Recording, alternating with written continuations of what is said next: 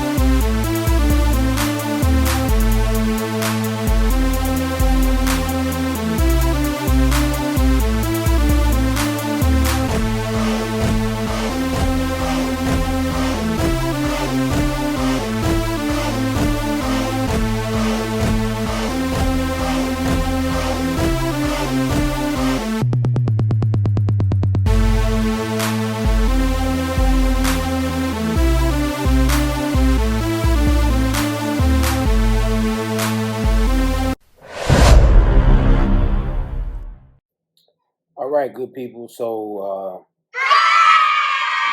God has blessed us to see another day. It's a day to where we get to see his wonderful creation. We get to see the trees. We get to see the sun rise again. We even get to see the moon hover over us as the night falls. On this day, what are you doing different than what you did yesterday? Is today a day that will be remembered as a great day in your book? Or will today be just another boring day or same old stuff, different day? Or will it be something new and exciting? Will it be something that is educational? Will it be something that brings about knowledge? Something that brings about success, not only physically, but spiritually as well. I believe that we all have a purpose. What is yours? Do you know what it is? Is your purpose one that will benefit just you, or will it benefit other people as well? That's a good question. It's one that I can't answer for you. You can only answer it for yourself.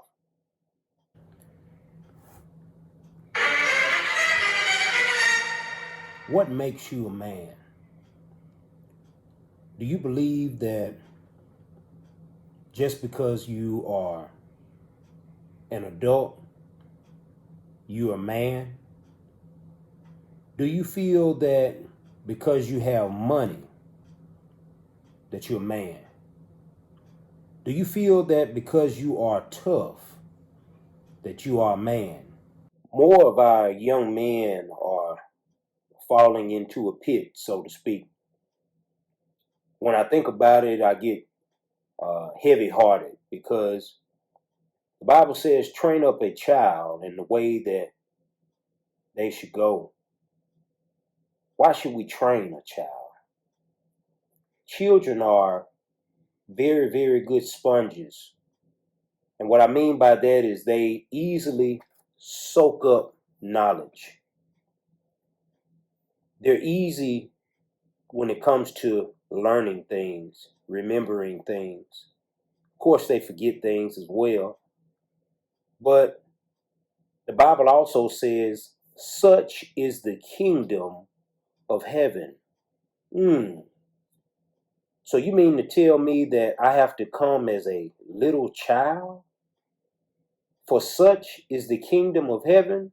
That's right, my friends. That's exactly right. Why not have the mind of a child? Now, someone might say, well, Will, but when you think about it, it's so much killing and so much stuff done by children. That's true. But regardless of what the TVs tell you, I want you to realize that that is the minority. It's not the majority.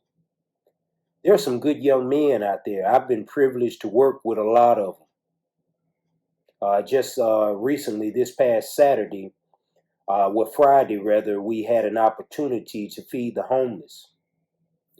And when I tell you these young men showed up, man, they showed up. These young men were able to interact with everybody, whether they were handing out cokes, whether they were giving out plates, or just giving a smile or talking to someone.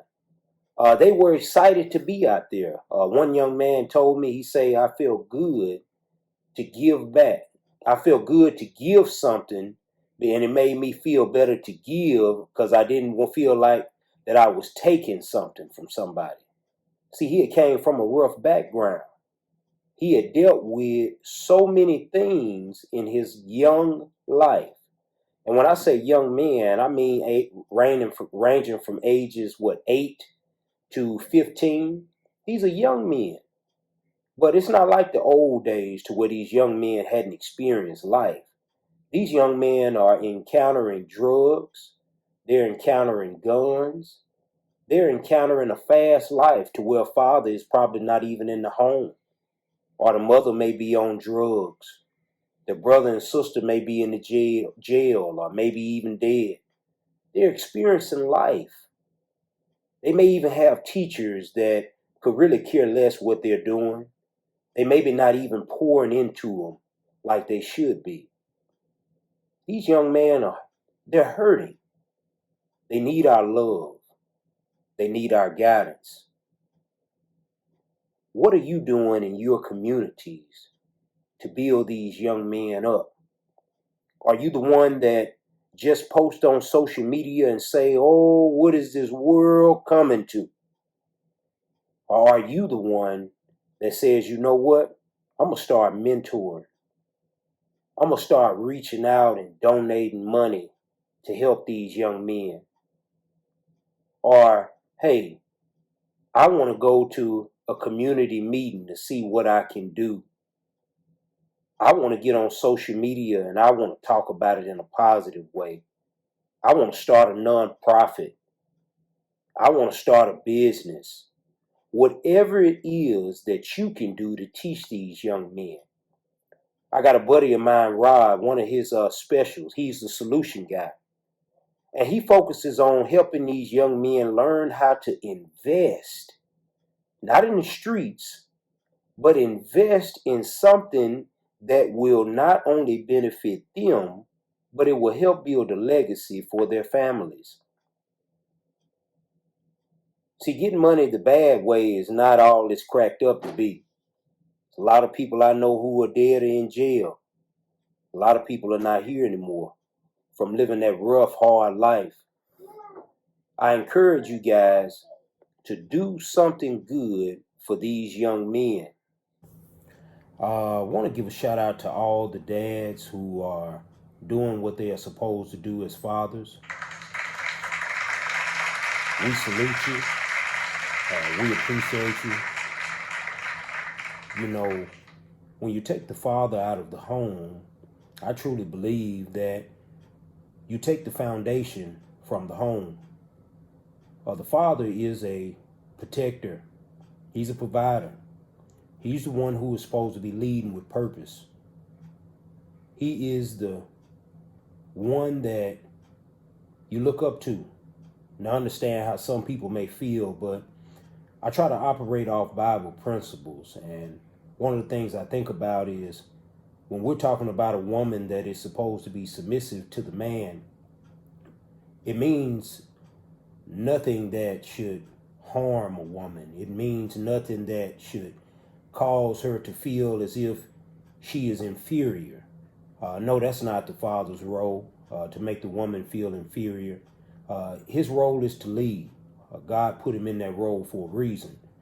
And so when I think about fathers who are trying to do their part, I give them a round of applause, man. I give them a salute, because there are enough people who are not doing what they're supposed to do.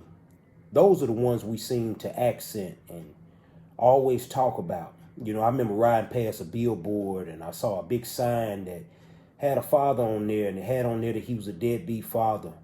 It had on there a time frame of how long he had not paid child support and all this information. I'm like, who would pay a billboard to, put this up there? Now, somebody else may say, well, he needs to be blasted out. But this is the thing. Why are we steady putting out what these men are not doing and not talking about the men that are doing something? I don't see any news stations talking about that. I don't hear too many radio stations talking about that. Matter of fact, I don't see too many billboards that are talking about good fathers, good husbands. I think we've got to a point in our society to where we only talk about, or we only like, or we only heart, or we only share what is negativity. Look on social media and you'll see that it's more negativity shared than positivity.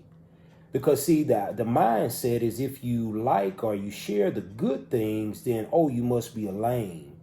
Or, oh, I gotta think about what my peers may think. Well, I don't care about what anybody think in that sense. That's something good. That's something positive. That's something that is of God. And if it's on his side, then I'm definitely with it. So put your mind in the place of one of the roughest days you've had. It's been a bad day. It could be a bad financial day. It could be a bad working day. It could even be a bad relationship day. Imagine how you feel. You're hurt. You're in pain. You need to be lifted up. You need to be encouraged. I think about the saying that says, you know what? When it rains, it pours. Absolutely amazing. But for those of us who are Christians, those of us who are believers, I think about that old song that says, the Lord's our rock, in him we hide, a shelter in a time of storm, secure whatever he'll betide. He's a shelter in a time of storm. My, Jesus is a rock in a weary land, a weary land. Weary land, Jesus is a rock in a weary land, a shelter in a time of storm. Don't ever forget, regardless of what you may go through, God is still on the throne. And until he gets off the throne, my friend, you still have time to get it right. So smile. Live your life with purpose. Live your life to the fullest. Walk with your head high because you have somewhere to go. You have somewhere to be. They're waiting on you.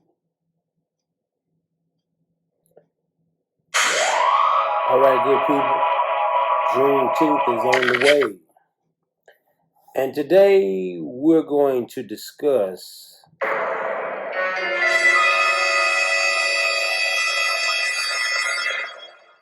I Never Freeze. Chadwick Boseman. When I think about this fellow, I think about that he passed away from colon cancer. For me, that's a serious subject. He continued to do movies and all types of things, of course, for the community. I had the opportunity to look at a lot of the speeches he did online. He was just all over the place. And I think back when my wife and I were able to go to the movie to see Black Panther. And when I can tell you guys that the lines were around the door. And I'm sure that those people who got a chance to experience, man, it was really amazing. So many people dressed in, African outfits, and so many people just with a mindset to support, and they were motivated, man, just to see this movie. And so when he passed away, it was a major thing for all of us. But my wife, Jennifer Abram, passed away from colon cancer. And so when I found out that he passed away from the same thing, man, it really, really got to me. And I was just like, wow, man, colon cancer, is really, really something that's taking our people away. And I really believe that we need to be, focused on checking our health. But one of the good things that I can say about it is look at his perseverance. So much perseverance. Completed so many movies in the midst of his pain and the things that he was going through. Condolences to his family as well. Guys, I want you to have a mindset of perseverance. Always look at things in a way of pushing through. Don't allow yourself to be stopped by the negative things of this world. Don't allow setbacks, because we all have setbacks, to stop you from moving forward. I always use the word progress. That's why you may hear when I say Honorthi, I talk about progress on. Keep moving forward. Don't allow yourself to be stagnant in life. When you become stagnant, then you will become complacent. And a complacent individual will never move to the next level. He will always stay on the same level and never, ever make it. But there was a story of a man who wanted to be successful.